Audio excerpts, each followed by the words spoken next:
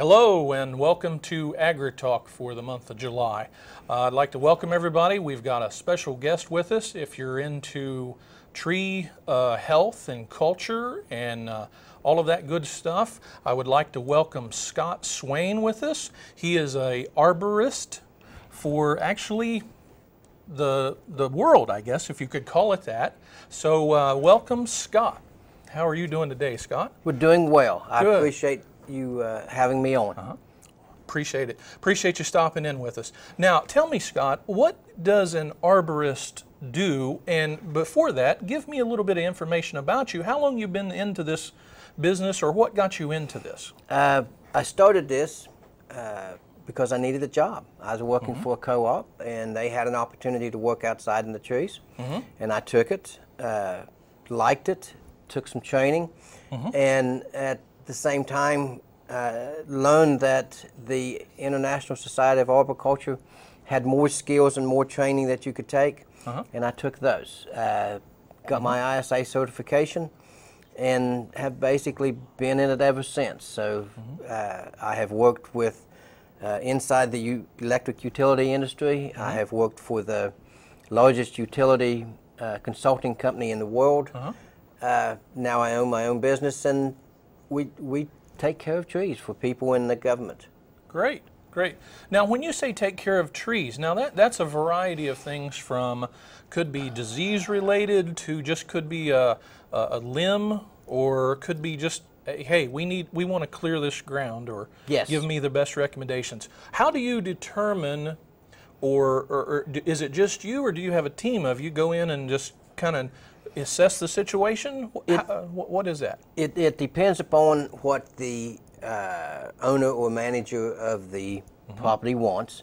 Are they trying to make a wildlife habitat? Are they trying to clear the land basically and change it? Are they trying to do a crop release so that they've got some species that's going to grow up special?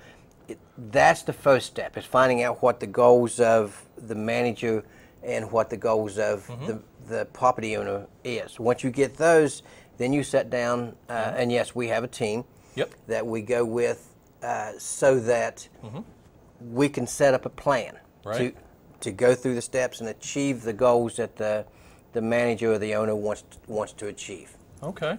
Now, how does one start this? If do they contact you?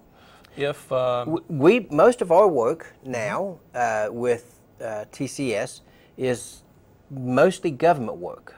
We do it through bids or direct single source contracts, and they call us up, or they send out a bid package, an RFQ, and we go at it that way, whether it is a crop release, whether it is a total clearing. We do work for ODOT, clearing right-of-ways and things of this nature, mostly for bridges and that for ODOT. And we do most of that in the wintertime because of the bats in Ohio. Really? Now, that brings up a good question. Now, why is that in the wintertime? I mean, I wouldn't imagine bats are on the road, maybe, but or do they build underneath bridges, or what is that? No, it is has to do with the Indiana bat, and it has to do with their mating cycles and breeding cycles and this. And the state of Ohio has designated, I don't reckon the state of Ohio did, the government of some sort, that you can only cut government trees between September and March. Oh, okay. And that's when we do most of the tree cutting for the state of Ohio, is between September and March. My toes stay cold all the time. Huh.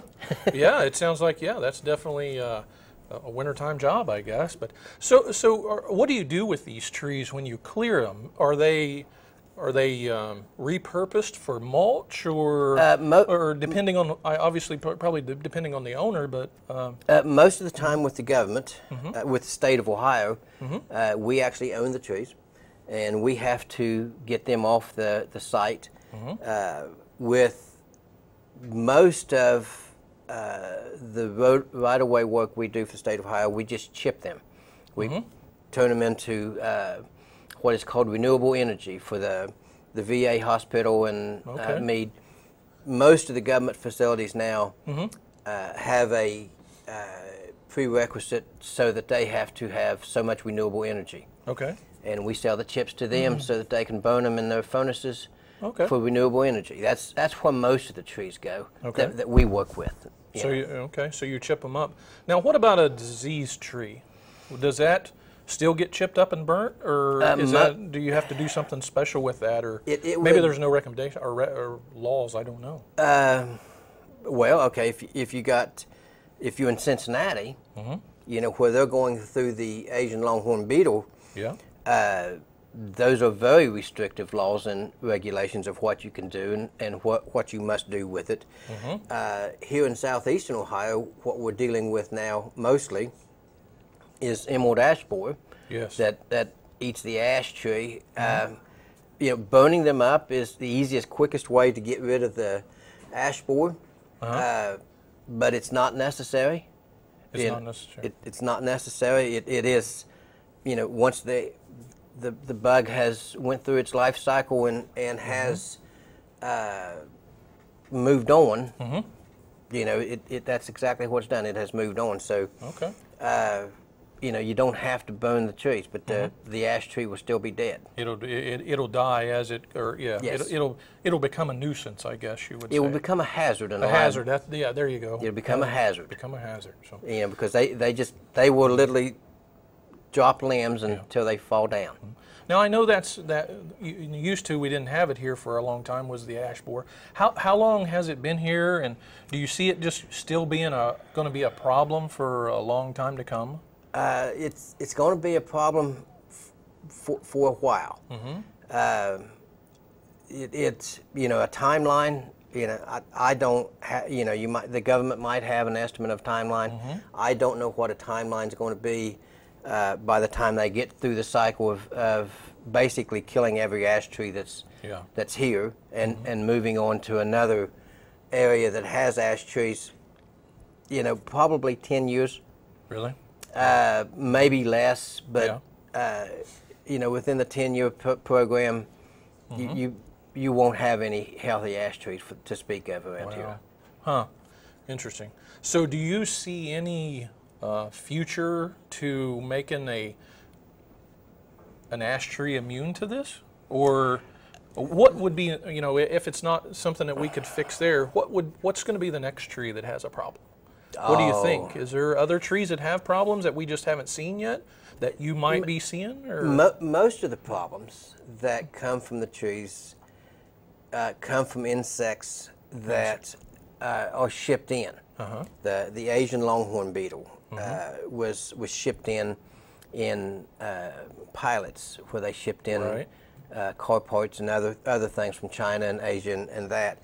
Most of the insects that do devastating damage to trees are brought in because they have no natural enemies here. No natural enemies. Birds don't eat them, and that's what keeps the insect population under control. Is their predators, and they keep the numbers down to a point to where they don't overwhelm the trees or don't overwhelm the forest. You know, the insects that don't have natural predators here are the ones that just get totally out of hand. Wow. Okay. So, how is there anything that you can do to help prevent this ash borer? Say, if you do have a tree right now in your yard or in their backyard or something, is there something you should do, or should you just call you or call someone and just get it taken down? You can, if you catch it before it's infected, you can treat the tree, and they've had good success with that. But most of the time, by the time a layperson discovers that they've got an ash borer problem, it's already infected, and the tree is more than likely going to die. Okay, and there's no way of saving it. Not really. Not really. No. It's sort of like putting an inoculant in it to catch it before it's infected. After the bug's in it, you're pretty well downhill from there. There's not a whole lot. They've done some studies with trying to kill the insect while it's in the tree. They haven't had much success at it, but at the same time, science changes every day. They might come up with something tomorrow. Maybe in a few years they might come up with something. It's killing enough trees that they're putting money towards it, trying to find out what's going on. Interesting. I know on our last program we had an Ohio State Extension expert, Dave Apsley, and he talked a little bit about the ash borer problem as well, and how it's a major deal. It is a major deal. Yeah. So what's your next thing besides ash borer? Do you treat just go in and treat for we do pests like you said, the common stuff? We use an injection system. We actually use two injection systems. One is the Moget system and one is the Arborjet system. Both of them put the chemicals literally right into the systemic system of the tree. And we can use fertilizer. We can have insecticides, fungicides, and different chemicals for the different problems that the trees have, whether it's life cycle problems, whether it's feeding problems, whether it is it's just pruning tree. There's a lot of things, chlorosis, all these things. There's a complete line of different chemicals out there that can be used with and for the tree to get it back to health and keep it healthy through. If you build a sidewalk or if you put in a new pool or something of this nature and your tree is looking puny after that, there's things that can be done to bring it back. To help that. Okay. So obviously, does an individual do this, or is it usually businesses are trying to make their landscape or something a little better? It's both. It's both? It's both. Okay. A lot of the around here is individuals. The companies here also do this to keep their landscapes and architecture looking good and things of this nature. Most of the individuals around here call after they see a problem. It's not before they see a problem or that. So a lot of the problems that we get into with the trees here are advanced stages of problems. Right. They're either dead, dying, or that. And that gets, most of it goes back to the way the trees are trimmed or topped around, in these areas. Okay. All right. Great. Well, we're going to take a real quick break right now. As we're talking with Scott, and we're going to come right back and see if we can talk about some other things that sounds interesting about golf courses and other shrubs. So we'll be right back.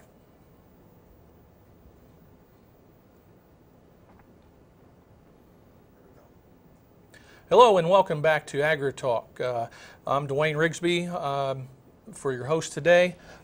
Mike has been out, but today we're talking with Scott Swain, a local arborist, which actually is not local, that I find out. It's actually worldwide. He's recognized not only in the U.S. but also across the world. And Scott, welcome back. And thank you. While I said that, and I never really talked about this or asked you about this before, was have you been overseas and done anything, or no? Or do you just the International Society of Arboriculture is the governing body that governs the credentials that I carry, and they are in, I think, 37 or 38 different states, countries, excuse me. Yep. And it's the same basic standard test across the globe, with some specifications as to climate and generalities of the region of what you're in, but it's the same basic tree care knowledge across the globe that, the trees that you have in Europe are different than the trees you have here, and the trees you have in South Africa are different, So the knowledge based is regionally and locally based, but the skill level and the main set of it is international. Okay. All right. So even though you're recognized, chances are you'll probably not be called to go over and do something there, just because it's such a variety of, like you said, very much species and things. Yes. So do you typically say your work area is in the Appalachian area, or do you really cross state lines a little bit? TCS Forestry, we try to stay east of the Mississippi. Okay. So you do travel quite a bit then? We Just a little bit. travel a lot. Okay. We do not, I do not personally Yep. like New England much. Okay. Personal opinion, you know, it's cold up there. It's a little chilly, yeah, definitely. Most of the time. Besides that, we go just about anywhere. Okay. We did a job for the Forest Service in Kentucky. We're working for the park system in Chillicothe, Ohio. We've worked for the USDA system in Berlin Lake. You know, so we will basically go anywhere. I know. Now you said in Chillicothe. Now we were talking earlier about a natural native prairie. So what are you doing there to make that a native prairie? You said there's some trees growing up in it? There are some trees growing up in it, small saplings. But what the Park Service is trying to do up at the Hopewell Mound City group is try to turn that back into a native prairie, and where it has been under farming for decades, they're trying to turn it back into a native prairie, and we're in the process of helping them with that to some degree of spraying some and killing some of the invasive species that come into that. Okay. They've got a 5-year plan up there, and if no one has been there, they need to go. It's a remarkable historical site with lots and lots of cool things that they do up there. Yeah. Yeah, it is a nice place. I have been up there a few times. So let's get back a little bit to, I said golf courses. So you do some work for golf courses. We do. TCS does, yes. Yeah, but also you do just some recommendations, right? Most of the work we do for the golf course industry is, and I'm not a big fan of the word, but would fall under consulting. Right. We go in and we do a tree inspection, we do a hazard and liability reviews, and we basically give them a review, an overview of what their trees look like, where they have insect disease, where they've got hanging limbs, where they have hazards or liabilities that need to be taken care of on right now basis or on a future basis. We give them a report, and we do not do the work because that would lend itself to us being accused of making work for our crews. Right. We do not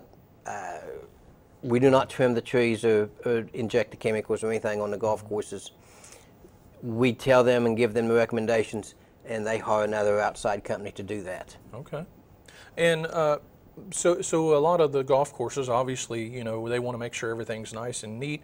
And you were talking about if they did have to treat some trees, that you really don't have to mark off any areas. No. People really don't notice what you're doing. The systemic systems, the Mauger and the Arborjet systems are systemic injection treatments that if you see it happening, you know, if you're a layperson, you know that they're doing something to the tree, but you know, unless you just ask, you probably won't understand what's going on. And it also, since it's a closed cycle injection system, you don't have to worry about the customer's employees getting to it. You don't have to worry about animals getting to it. You don't have to worry about it spreading or being airborne. That's the reason that industry likes that. So they could work or obviously entertain while you're working and stuff. So other than maybe getting hit by a golf ball or something accidentally, hopefully not. Golf balls are a hazard. They are hazard. Yes, they are. And it could be for me. I don't know, but I hope not. Okay. So while you're doing this, obviously you've had some stories or something that's happened, or what's some interesting projects that you've worked on that's maybe some weird things that's happened. Anything that, other than golf balls flying at you? Yeah, the ones we do most that I enjoy most are the ODOT projects. ODOT. You know, ODOT usually comes up with a sometimes it's very strange request of what they're wanting done or where they're wanting it done. I like solving the problems that come up with that. Okay. You know, those are what I think are the cool projects to work on. The ones that have a little bit of problem solving that you have to go into with it. Those are the ones that's got the stories to it, you know, whether it's a 2-mile section with 2 bridges and 2 hills, or, you know, whether you're crossing a small river and trees on one side, and, you know, these are the things. We did a project for ODOT in Chesapeake to where we could not actually get on the same side of the creek where the trees was at. Really? Yeah. Wow. Now, so how did you solve something like that if you couldn't get over there? How do you take the trees out, or I assume maybe you're taking them out? If you promise not to tell nobody. I won't tell no one. Don't listen. We cut them down and carried them across the creek. Oh, floated them across. Floated them across. Okay. Well, that's interesting. That works. It was the idea of my project manager to cut them down and float them across. The only other option we had was set a crane up in the middle of in the middle of the river road. Yeah. Oh, you know, road. Yeah. And block actually 3 state highways at one time. Yep. ODOT wasn't happy about that. Yeah, they probably didn't like that much. So we cut them down and floated them across the creek. Well, that works. That works. It was one of the more ingenious programs that we'd come up with. So things of this nature that we do with and for ODOT, the problem solving that is what we enjoy most. Right. Now, I'm going to go back to your title, an arborist. A lot of people, when I said that, and I'm probably going to screw it up and things of saying that, but I think I've done pretty good, is sometimes people will fill in the blank of an arboretum and things like that. That's not the case. And what we were talking earlier is that you really deal with trees, not so much even shrubs to grass, right? Is that how that works? True. We deal with the trees, small trees, large trees, the health, the care, the growth of them, the trimming of them, you know, the structure, the planting. You know, we can and will do everything from planting your tree to taking it out after it's dead. That is basically the job title of an arborist. An arborist. Is taking care of your tree from birth to death. Okay. So you would, if I moved into an area and I say, well, Scott, tell me what'll grow here. I can even do that for you. Yes. You'll do that for me. We will tell you where to look. The easiest place to look is the Arbor Day Foundation. Okay. They have great lists, and you can answer a few questions on the Arbor Day site, and it will tell you the trees that will grow in the area that you're living at and will thrive in the area that you want to plant the tree in. So that's the easiest, quickest way to go, because everybody's taste is different. You know, you might like an evergreen tree or a great big maple or oak, or you know, I might like a cherry tree or something. So I try not to give recommendations as to trees. Right. Let the people pick the tree that they want, and we can, if they want us, to plant them. Plant them. But yeah, obviously you'll say, well, you know, this is a swampy area. You know, a cherry tree won't grow there. Yes. You know, that's the kind of, yes. You'll say these are the trees that'll work in, yes. in this wet area. Yeah, okay, give them a broad range of trees. I just don't want to say, I want a maple tree in the backyard, and you'll go, no, that don't work. You know, I'm not a, we have more maple trees here than any other. Yep. For the most part. I'm not a big fan of them. Yeah. Well, why is that? Just because of the leaves, or no? Most of them are. Are they disease prone? No, not really. They are a very, very large forest tree for nature. Yes. You know, and it's hard to get one that does well in a residential or urban setting. Yeah. You know, they just don't thrive in the urban or residential settings, and to try to keep them controlled, basically, it is a fight for a long time. Right. Right. Now, one last question. We're about out of time, Scott. What do you deal in, or will you work in fruit trees? We do fruit trees. You know, so apples, or do you work with maybe orchards, or No, you just for the Yeah, individual? For the individuals, a lot of people here have fruit trees that are in their yards, and they want them to be aesthetic and also produce fruit at the same time. Right. If you trim a fruit tree that produces fruit, large amounts of fruit, it's not very pretty. Right. That's just the way they are. We try to sort of do a hybrid of residential trimming and fruit tree trimming so that it's not an ugly tree in your yard, but it still has a nice fruit production. Interesting. Is there a particular fruit that grows better in yards? A fruit tree, I should say? No, not really. If it's taken care of, no. You know, cherries grow well here, apples, peaches, pears. They all grow well here. It is a time of year trimming thing that most people get wrong on their fruit trees. Okay. Well, Scott, we're out of time. Let's give a real quick, how can someone get a hold of you if they're looking for information about trees and health and stuff? The website is tcsforestry.com, 740-446-2015. Just give us a call. I'm sure someone will get back to you. Scott, I appreciate your time coming on and stuff. I know I'm taking you away from being out in the woods in this and in this nice hot weather right now we're having. So I enjoyed it. Thank you very much. Yes, and hopefully maybe we'll get you back on and we'll talk some more about maybe from fruit trees and things like that. I'm kind of curious about how you trim them and maybe how often and stuff too. So for right now we are out of time, and so we'll talk to everyone soon. But for now, for Agri Talk, everybody have a great day.